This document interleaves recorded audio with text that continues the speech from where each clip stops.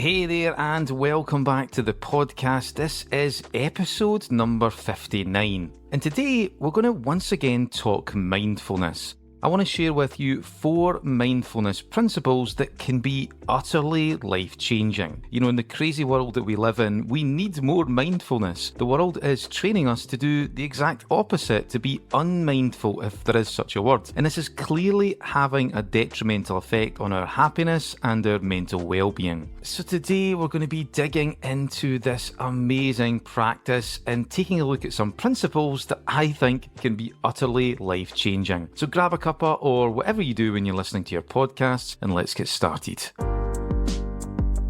Hey there and welcome to the Stress Less Living podcast. My name is Stephen Burns and I've been a practicing coach, trainer and hypnotherapist for 25 years. Each week I'll share easily digestible bite-sized ideas that you can immediately put into practice so that you can live a more harmonious and balanced life. Because life is challenging, but whatever we encounter, we always have a choice. We can take the easy routes or the hard routes, the low stress way or the high stress way. Well, the Stress Less Living podcast is about always looking for the easy routes in life, the low stress ways to accomplish your goals, get more of what you want, and ultimately live a happy and more effortless life. So if you're looking for the perfect antidote for the chaos of modern life, my friend, you are absolutely in the right place. So in this episode, we're going to be taking a look at 4 mindfulness principles or practices that can be utterly life-changing. And I think the 4 I'm going to cover are no longer just nice to haves. They've become practices that are essential to living a happy and successful life. If you don't include them in your life in some capacity, then I think you're going to struggle. So let's get into it. So mindfulness principle number 1, the power of presence. So any mindfulness practice should always begin by anchoring yourself in the present moment. When you do that, so many of your issues just disappear, they just dissolve. I mean, if you think about it, most issues that we have involve the past or the future or a combination of the both. So, for example, we can feel bad about something that happened in our past, we can relive it, make ourselves feel miserable in the present because of it. Or we can use the past to justify why we're not getting the results that we want today. So maybe we say something like, well, I'm miserable because I had a poor upbringing. What chance did I have? Or I've failed in the past, so that means I'll always be a failure. And of course, these things do play a part, right? You know, we sometimes need therapy to clear up the past. I do get that. And, you know, personally, I've had to go through processes like that myself. But at the end of the day, the past only exists as a perception inside our mind. We don't have a time machine. We can't really go back in time. It's just an inner thought about something that we keep within us. So when we appreciate that, when we understand, when we realize that the past is just an inner perception, it can help us see through the illusionary nature of it, and this can return us to the present moment. So another thing that we tend to do is we worry about the future, and this is where we imagine terrible things happening to us, and then we play these inside our mind over and over again, and this causes us to feel bad about them now, ahead of time. You know, a lot of anxiety is future-focused like this. We imagine something threatening happening to us, and this then kicks in our fight or flight response, and it makes us feel anxious in the moment. But again, these are only just thoughts. They can be very powerful thoughts, and we may be doing it because we believe that the world is a scary place and full of threats, but they are still just thoughts. They're inner perceptions. So once again, when we realize that, we automatically shift back into the present. And that's a big part of what mindfulness is all about. It's about recognizing the illusionary nature of your inner perceptions, both past and future. And when you do that, you automatically return to the present moment. To give you an example, so a number of years ago when I still worked in the oil and gas industry, they sent us on a week outward bound course. It was a kind of team building thing up in the north of Scotland. So we did all kinds of things like jump into the loch during November when it was freezing cold and other things that were actually quite fun. And one of the things we had to do was something called a trapeze jump. So this is where you get all harnessed up and you have to climb up this tall, thin pole, stand on a platform at the very top, and then jump off the platform and try and grab onto a trapeze that's just a few feet away. So by the time it came for me to do it, I was pretty nervous because number one, I was the last person to go and everybody else had succeeded up until that point. And the second reason why I was nervous was because I had a bit of a fear of heights as well. So as I was climbing up this pole, my legs were shaking, I felt very much a panic in my chest, my mouth was going dry, but I pushed on and I eventually made it to the platform at the top. So once I stood on the platform, I took a few deep breaths, I braced myself, and then I jumped to try and grab onto the trapeze. And I don't know if you can guess what happened. I totally missed the trapeze and ended up just floating. The harness kicked into play and I was just like floating back and forward, and my friends and colleagues were having a good laugh down below. Now, in that moment, something really weird happened. I suddenly realised that the fear that I had experienced when I was climbing up that pole wasn't actually real. The harness kicked into play and I realised that actually I was under no threat whatsoever. And even the laughter of my friends and colleagues, because I'd gone past it, it wasn't a big thing anymore. So all of a sudden I started to see that those fears were actually just perceptions inside my mind. So the instructor then said, "Okay, Steve, do you want a second go?" And I said, "Yeah, no problem." And I went up, I did the whole thing. I didn't feel any fear whatsoever, but crucially, I felt completely in the present moment. And I think this is a point I want to get across in this principle. When we appreciate or when we realise that the past and the future are just in our perceptions, they're just thoughts, then that automatically shifts us back into the present moment. So that's mindfulness principle number 1. Life-changing mindfulness principle number 2, non-judgmental awareness. And this one is a biggie, and a lot of people find this pretty difficult. So non-judgmental awareness is where you temporarily step into a space where you observe your thoughts, feelings, and experiences without labeling them as good or bad. You just see them as thoughts, as feelings, as experiences. It's like if you were to step into a neutral observer's role and look on from that position. Or if you were to do like a scientific experiment. If you were to do some scientific research, you don't go in with judgments, opinions, or strong beliefs. That would be bad science. You have to let all of those go, because if you don't, you'll really just be confirming your own beliefs. You've got to look on objectively and just see it as data. Now, later on, of course, you can start to draw some conclusions, but during the research, you have to approach it with a blank slate. So this is pretty much the same thing as non-judgmental awareness. You're looking at things, thoughts, feelings, emotions, experiences, events in your lives without any interpretation. You're simply just observing without attaching meaning or labels. So there's a great story that illustrates this that I love. It's called The Taoist Farmer. So this farmer is working away in his fields all day, and then he goes to bed and he wakes up the next morning and one of his horses has bolted from the stables. And the neighbours come up to him and say, "Oh my, isn't that such bad luck?" And the farmer turns around and goes, "Maybe." Then the next day, the horse that had bolted comes back, but it's brought with it an extra 3 horses. And the neighbours come round once again and say, "Wow, isn't that such good luck?" And the farmer looks at them quizzically once again and says, "I don't know, maybe." Then the next day, his son is trying to break the new horses that had arrived the previous day, and he fell off and broke his leg. And once again, the neighbours, who clearly have boundary issues, came up and said, "Isn't that such bad luck? Your son has broke his leg." And once again, the farmer turns round to them and says, "I don't know, maybe." Then the next day, the military came into the village and they were looking for able-bodied young men to recruit for the army for the war that had just broken out. But of course, the farmer's son couldn't enlist because he'd broke his leg the previous day trying to break the horses. And then once again, the neighbours came round and said, "Wow, isn't that such good luck?" And once again, the farmer looked at them and said,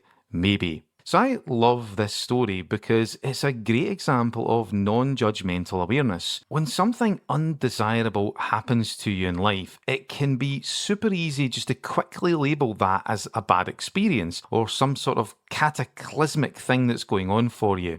But at the end of the day, you don't know whether that's going to be bad or not. It only becomes bad when you label it as such. And over the course of time, it might turn into one of the most transformational or one of the most amazing experiences of your life. You really just don't know. So that's why you want to practice non-judgmental awareness. You want to create a space where you're not attaching any meaning or label to something and you're just allowing things to play out. So non-judgmental awareness like this is not necessarily something that you want to do all the time. I don't think it's possible to do all the time anyway. At the end of the day, as human beings, we are meaning-making machines, and meaning is what makes life fulfilling and satisfying. But you do want a non-judgmental space that you can enter when you need to. And this is especially useful when things aren't going well. When we go through tough times, there is a tendency to attach meaning to those events immediately. We stick a label on them. And often, especially if it's something big that's going on, that meaning ends up not serving us particularly well. So you want to create a space where you're not attaching any meaning to it for a portion of time. A bit like the farmer from our story there. Look at what's going on and say, is this bad?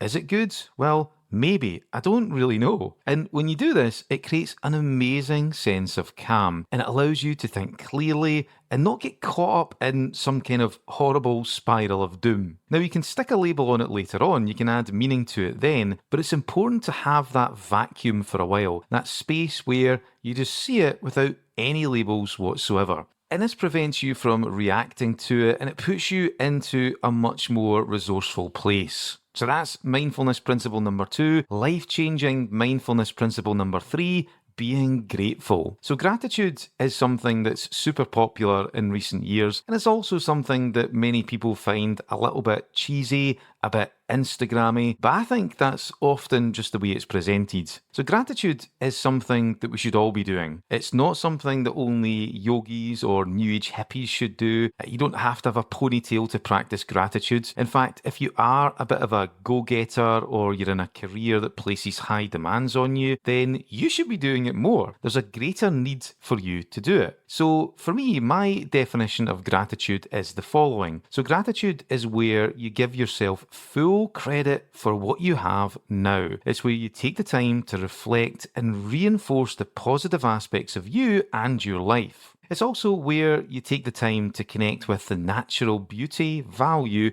and bliss that life has to offer. Now, you could also add in an extra element to this definition by saying that gratitude can also be something that's expressed outwardly through acts of kindness. As the American motivational writer William Arthur Ward once said, feeling gratitude and not expressing it is like wrapping a present and not giving it, which I think is a great quote. Ultimately, you can decide for yourself what gratitude means, but for me, it's all about just being deeply thankful. It's about connecting with all of the amazing things that are currently in your world right now. So when you practice gratitude, what you're looking to do is you're looking to create a felt sense of this. It's where you spend some time reflecting and reconnecting with the good that's already in your life, to the extent where you begin to feel a rich emotional sensation of those things inside your body.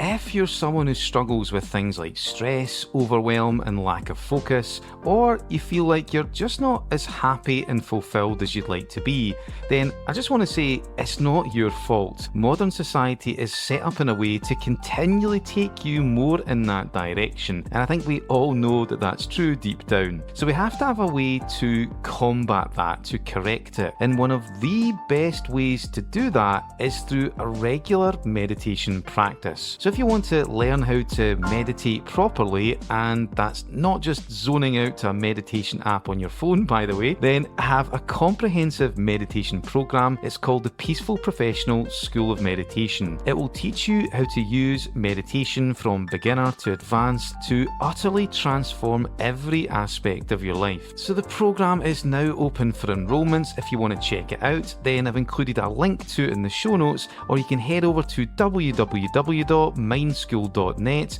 and you'll find all the information that you need.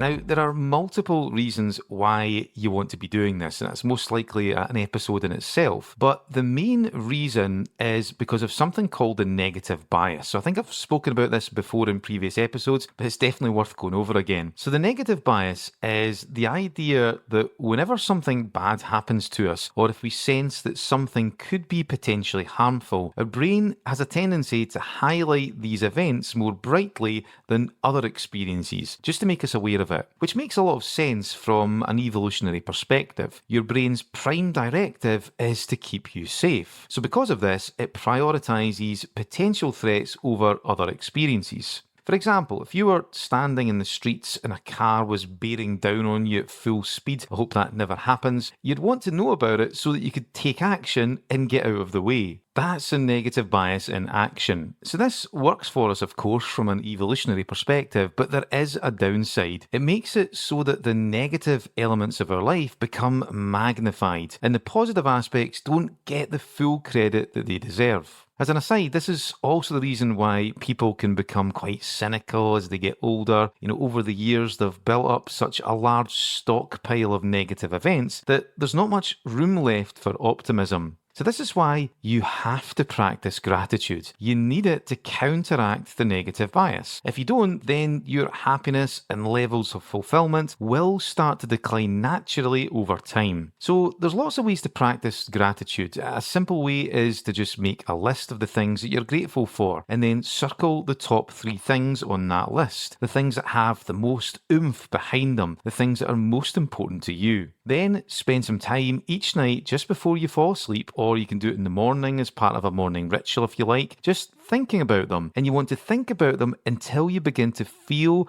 that sense of being thankful. It really is important that you create a visceral sense of it inside your body. So that's one way, but a more powerful way is to practice gratitude within a meditation. So on my own meditation program, The Peaceful Professional, there's a whole process that I take students through for practicing gratitude within meditation. And by the end of it, you feel this incredible sense of deep joy and happiness before you do anything, before you go after your goals and the things that you want to achieve. It's an amazing base to live your life from. But however you do it, it's important that you do it. If not, you know what's going to happen. The negative bias is going to get you.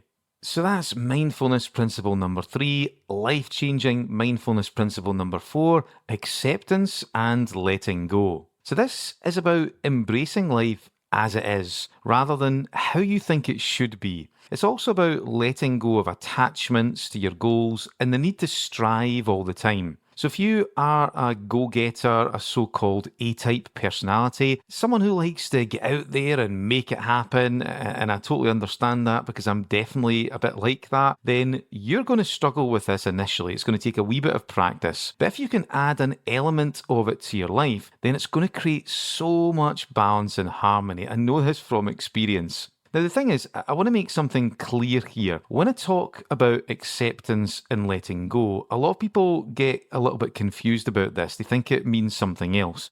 So I don't mean that you just accept your situation and totally give up, or you accept mediocrity in your life. And I don't mean that you shouldn't have any attachments to anything and just live life like a bum, not caring. That's not what I mean. It's about being able to open up a space where it's possible for you to simply just accept the current reality of your situation, instead of getting angry, frustrated, and lost because it doesn't match your expectations. Acceptance doesn't mean that you do nothing. It means that you're able to objectively assess a situation, accept what's going on fully, and then from there, assess what you can do about it. It's also about accepting that not everything is your responsibility. You can only do what you can do at the end of the day. There are so many things that are out of your control, so why shoulder all the responsibility for them? That doesn't really make sense. There's a great technique called the sphere of influence. You've maybe heard of it before. And this is where if you have a goal or a project that you're working on, you make 3 columns. Column number 1 is a list of everything that is under your control.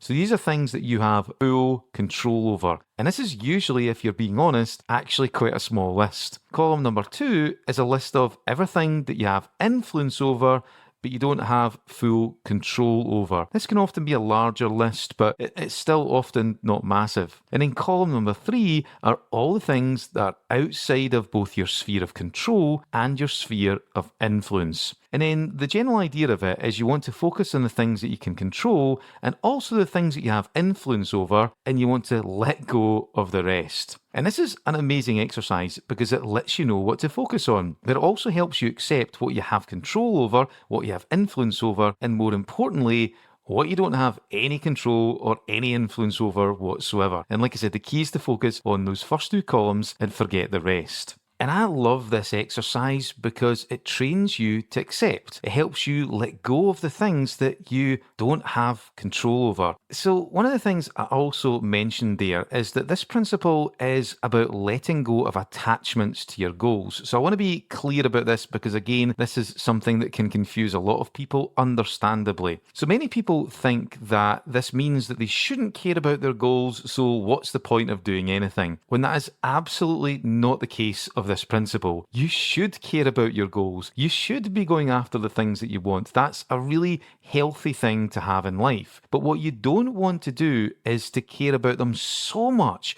that to not achieve them means that you are some kind of cataclysmic failure. At the end of the day, you are not your goals. Your happiness is not dependent on success and achievement. All these things play a part, of course, but you can be happy now instead of relying on goal achievement just to experience it. So for me, this is very much about making the shift from needing your goals to wanting them instead. You know, when you need a goal, it works from the premise that you'll be less of a person if you don't achieve it. And this is a very precarious position to live your life from. But when you want a goal instead, it presupposes that you'll still be okay if you don't quite achieve it or if you only make a certain amount of progress. When you think about it this way, achieving that goal will give you a boost, but it will be in addition to the fundamental level of happiness that you're already experiencing. This sounds like a small shift, but in my opinion is massive. You're letting go of needy attachments that have become connected to the goal. You still want it, you still go after it, you still have motivation, but it's so much cleaner. It's a much more solid foundation to live life from. So there we have it. That's 4 mindfulness principles that can be utterly life-changing. Let's do a quick review. So principle number 1, the power of presence. And this is all about being in the moment. And this is a natural space for us to exist as human beings. But the thing that takes our attention away from the moment is often when we start to relive the past. We can get trapped there, or we can worry about the future. But when you make that realization that both the past and the future are just inner perceptions, and you start to see through the illusionary nature of those inner perceptions, you automatically start to shift back into the present moment. Principle number 2, non-judgmental awareness. So this is where you step into a space where you temporarily stop attaching meaning and labels to things. And what that does is it just creates this really nice vacuum, this wonderful sense of calm. And this is especially relevant if we're going through tough times. It can be very easy to quickly attach a label or meaning to something, and usually because of the heightened emotion of the situation, that meaning is often not particularly useful. It can actually be downright toxic. Usually it just doesn't serve us. But if you create that vacuum, if you open up that space where you just observe without judgment, without attaching meaning or labels, then it creates a sense of calm, and that's almost always where you start to get a clear view of how to move ahead. Principle number 3, being grateful, practicing gratitude. And again, this is not just something that new age hippie types or yogis do. This is something for everyone, especially if you're a bit of a go-getter. So we have to practice gratitude. We have to be thankful for the things that are already in our life. If we don't, then the negative bias is going to get us. We're going to eventually stockpile these negative experiences, and it's going to push out all of the positive ones and going to leave very little space for optimism.